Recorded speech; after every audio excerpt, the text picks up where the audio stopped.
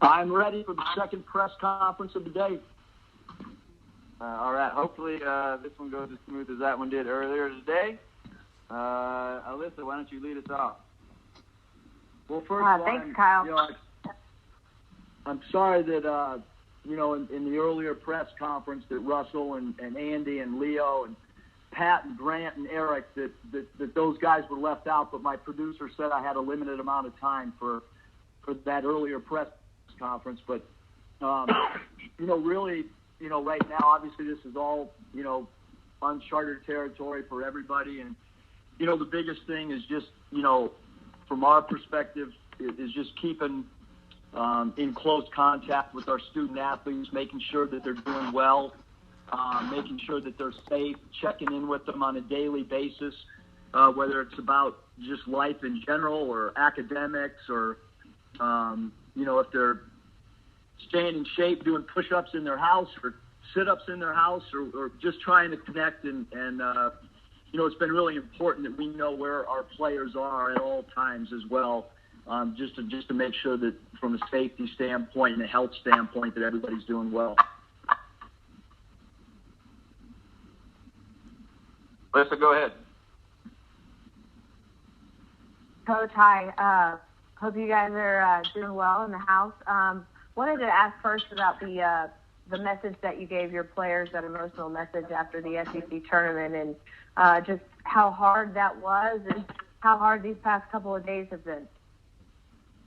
Yeah, I think that, the hardest thing was, when you win a game, especially in a tournament atmosphere, we were excited with the play, in the game against Vanderbilt. We thought that, both sides of the ball, momentum was kind of going in our way. Our guys felt good about competing in that tournament. We really liked the bracket that we had.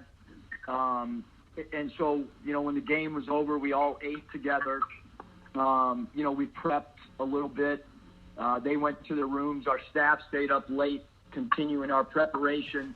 That night, very, very late, we had the entire, meeting room full with sheets of paper on what we were going to walk through from a schematic standpoint and also personnel standpoint. And then about 5 minutes before we were about to have our breakfast, Hunter and I talked, and Hunter let me know that we weren't going to be playing. And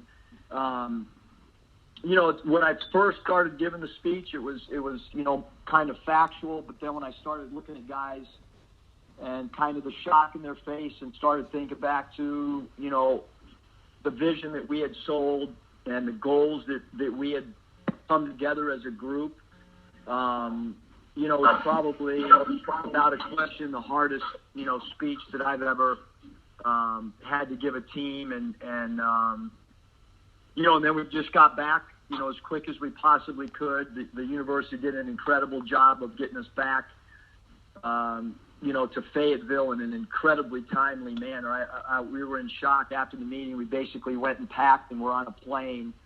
And then we had a meeting the next day and, kind of told the team what was going on. And now everybody's, with the exception of one guy, is kind of at their home and with their families. You talked about being in uncharted territory. The NCAA men's tournament would have started today. How weird is it with no basketball to watch? Yeah, I think it's,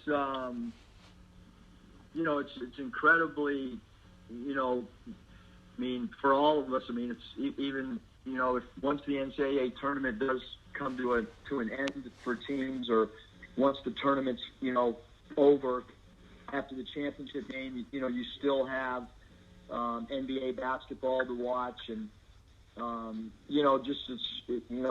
for all of us, to not have any games or people competing or getting ready for competition, it's hard on Coach Neighbors. It's hard for the baseball staff and their team, and it's hard on everybody in the athletic field. But the bottom line is, just the safety of everybody and trying to, to get back to normal as quick as we can by following, the instructions of what the experts are telling us. And on a lighter note to end for myself, how much are you helping Mariah with all her schoolwork? Well, I'm not really good in math or reading, but I am good at discipline. So Danielle does all the teaching, and then I come in when the focus gets lost a little bit and try to redirect her. So it's kind of a dual partnership in this homeschooling. But I will say, in all seriousness, like people that have homeschooled, wow, what an incredible I marvel at people that can do it, because it does change the way that your relationship at home, how much you're with your child. I think everybody's communicating with loved ones right now much more than they were probably 2 weeks ago, and spending quality time with loved ones as well. Thank you, Coach. Pete, you're up next. Hey, Coach, looking ahead a little bit here, what kind of caliber player do you think Devontae Davis could be in a couple of years, or 2 or 3 years? I think Devo, he does things that you can't coach. In basketball, for any coach at any level, guys that can go get their own shots or create a shot for a teammate, those guys that have a unique ability to get by their own man when the play breaks down becomes so important. And, we feel like Devo has that ability. He's crafty. He's shifty. He changes gears really quick. All those things that you can't teach. Obviously, he's got good length for his size. We look at him like he can play two positions, the one and the two. He knows how to score. He's got great court vision. And then obviously, the thing that's going to be really important is just consistency from a shooting standpoint. Once we start our player development program. Thank you. Nate? Oh, yeah. Eric, has Mason or Isaiah, either or both, indicated that they'll go through the process without an agent to explore the NBA? Those conversations, just because all this stuff has happened so quick, Nate, I've reached out to both of them and just said, hey, whatever you guys are thinking, or whenever you want to talk, discuss those things, we're here for you. Communicated with both parents as well. But I think right now everything is just on such a holding pattern across the board for everybody. I mean, the process this year is going to be much different than it has in the past. I've tried to gather as much information from NBA teams as I possibly can. A lot of people that are friends of mine, I'm checking in on them and then gathering information as well. And, no one really knows how all that's going to look. So it's kind of premature to talk about any process, because no one really knows, including the NBA right now. Also, as far as there's talk of even having the seniors eligible, that say they can get to play in an NCAA tournament. Do you see that happening, and kind of what's your opinion on that? I mean, it's probably best if I don't give a hard concrete. I certainly, just my personal opinion, I think baseball and those sports are a little bit different because they've lost competition. That's who my heart sinks for. But as far as basketball, I mean, and again, this is only my opinion. It's not anybody else's. But there were conferences that finished. They went through their conference tournament. Conferences like the Mountain West, where they got a full slate of basketball in. Our players, came close. Obviously, what you play for was, that was wiped off the table for guys to try to finish, which is tough. But it's, it's no, I mean, I kind of look at it like players that, that play 8 or 9 games and get injured and lose the rest of their season. A lot of those guys don't get that year back because there's a percentile of time that you've played that you don't get an extra year. Obviously, if you get hurt after 1 or 2 games, you get that year back. And so, I do look at it like players that have been injured, whether it's last year, 10 years from now, 5. Those guys, a lot of guys that didn't even play half a year didn't get their extra year back on season-ending injuries. So the fortunate thing for the basketball players, both men and women, is we did get the majority. We got all the non-conference, we got all the conference games in.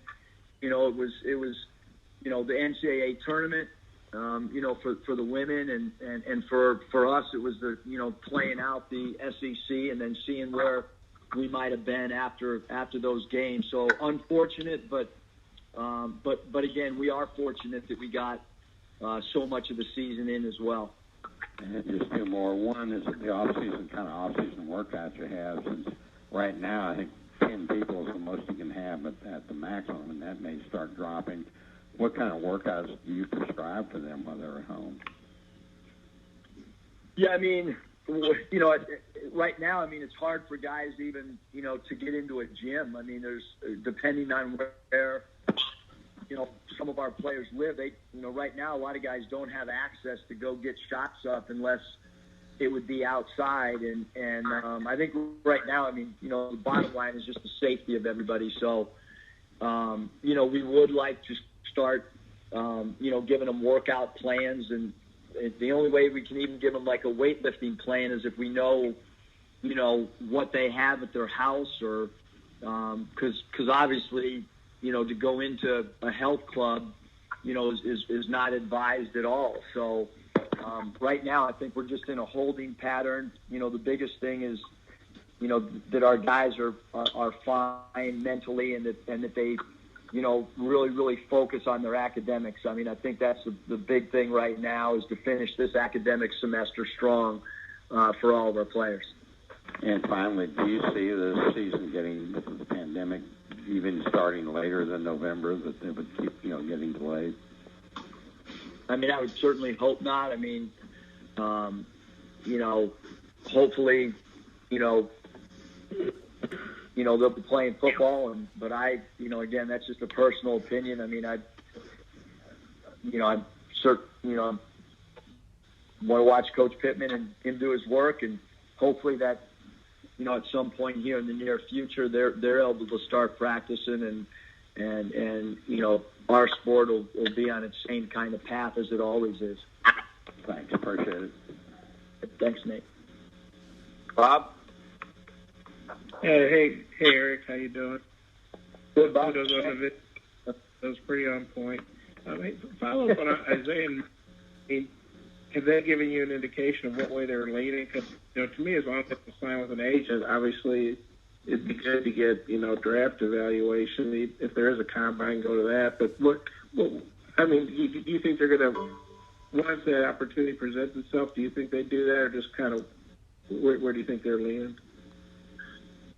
I mean, really, again, Bob, first of all, like the NBA Combine, it's an invite only. It's 60 players.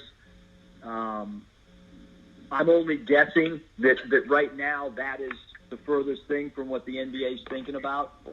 As far as individual workouts, right now none of those are being set up.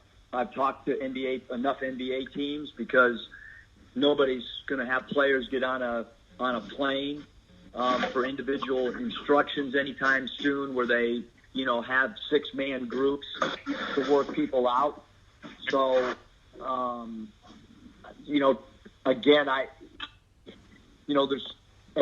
Nevada, we had, 3 players their junior year test the waters, and they ended up coming back. And then the year before, we had Cameron Oliver test the waters, and he went out. But there was a clear, definitive structure and plan in place to discuss, with those guys and certainly the guys at Nevada, we put the calendar, we did the calendar for them. They did not use agents. We were able to set up all their workouts. We were able to internally do all their travel. But right now, it's if you had a senior who was a lottery pick, there's nothing you could do for that particular player, and there's really not much discussion you can have until some of this stuff gets sorted out. Yeah. You think there's a good chance Isaiah and Mason could be back? I mean, I don't think that, again, like whatever, Mason and Isaiah, whatever they want to do, we're here to support them. We're here to gather as much information as they want us to gather. They can gather information on their own as well. But again, I think it's just, too much speculation right now. Because no one knows when an NBA draft date is going to even be. There's people in the NBA, assistant coaches, that they don't know if the draft's going to happen until well past the normal date. And again, they're only speculating as well. So, the only thing NBA teams can do right now from an evaluation standpoint is watch film of players, and that's what a lot of their scouts are doing right now.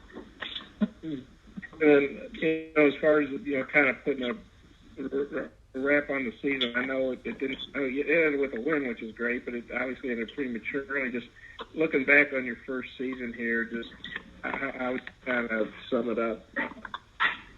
Yeah, I mean, I think, Bob, we're and it's the same thing I told the guys, like how proud I was of their effort. We knew we had a short roster going in, meaning short in size and also short in limited number of bodies, with 3 sit-out guys and also an open scholarship. So we were 4 scholarship players down for an entire year. I thought we played incredible basketball, with the exception maybe of the stretch when Isaiah was hurt.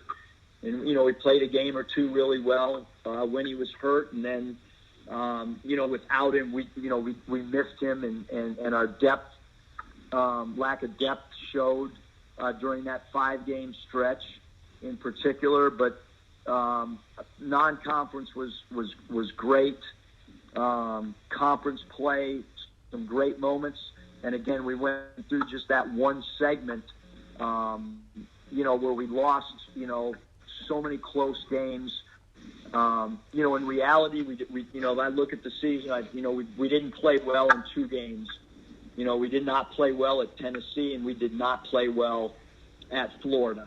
The Missouri game on the road could have gone either way. We didn't play great, but I look at, when you think about a 30-game season or 30-plus game season, everybody in the country, from top 5 teams in the country, they play 2 games that they didn't play well. I mean, I look at a team like San Diego State.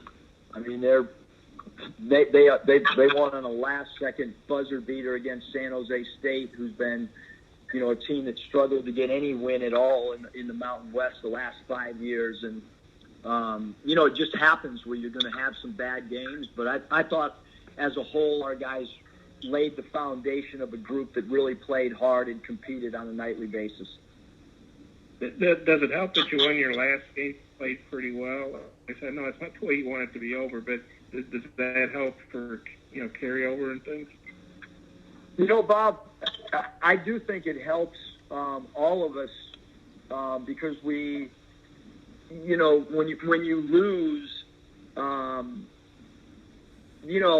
it's not a good feeling, and you kind of carry it with you. And so, it did, because look, we for everybody in college basketball, we abruptly, it ended quickly, and then not only did it end quickly, but then everybody dispersed. Normally your season is over, and your guys are still coming into your office between classes. You see them at the Jones Center eating, and you can have a conversation with them face to face. Because we have the majority of our team, if they're lifting weights or getting shots throughout the course of the day, they'll come up and sit on the couch in the office or come into one of the assistant coaches. Almost every day we see 3 or 4 or 5 guys come in here, even when it's not practice time or game time. And so you don't have that time to kind of reflect on the season and have some of these discussions and so forth. So I do think ending on a win when everybody's kind of going home with family, that it does, put a positive spin on the season.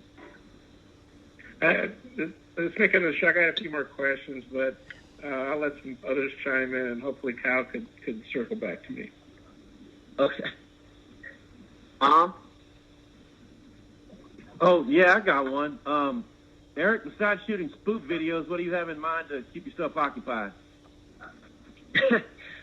Great question. I only got one more video, that's been taped, and we're waiting to release it. So those will probably stop. But really what I'm doing is we want to try to improve in all facets. And obviously, as we look to the future, like the way we play pick and roll, with Connor Vanover is going to have to change. I mean, we're not going to switch pick and rolls like we did with Adrio, where, he ends up, meaning our 5-man ends up guarding the guard.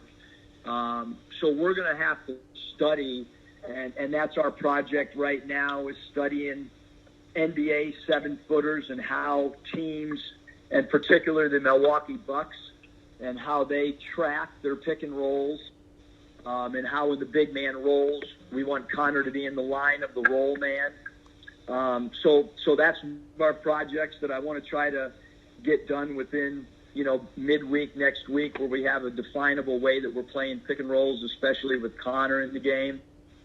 Some of the other things is just the, playing without a play call, going back and I've found some of my dad's old playbooks and some of my dad's old scouting reports from when he coached in the NBA. And so one guy in particular, Doug Moe, when he coached the Denver Nuggets and how they spaced the floor and got the ball up the floor, he didn't call a lot of half-court play sets. I want to try to study how the Denver Nuggets with Kiki Vandeweghe and Alex English and Michael Adams, how they played out of flow.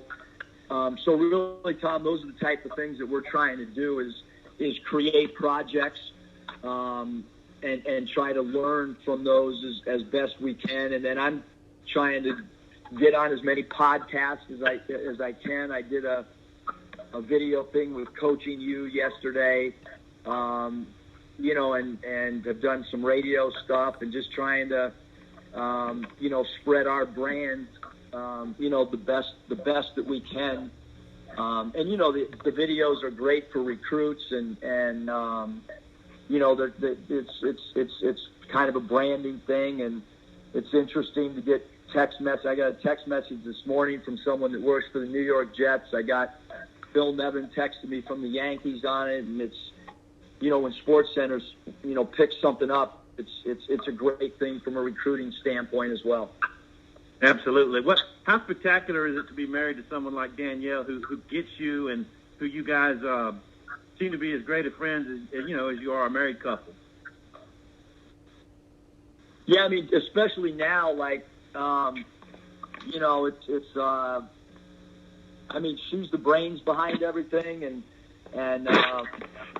she likes to have fun, and like when you do some of the stuff that we do, you open yourself up to some vulnerability, and she encourages it. There's probably a lot of wives that would say, hey, don't do that. You're making yourself look like whatever. But she's right along with it. The big thing is I'm trying to convince her. She won't do it, but that J-Lo and A-Rod TikTok video, I mean, I've been pushing for that hard, and just I can't get a confirmation yes that she'll do it with me yet. And finally, who's your player who hasn't made it home yet? Jimmy is still here. All right. Thanks, Kyle. I'm through. Thanks, Tom. Kevin.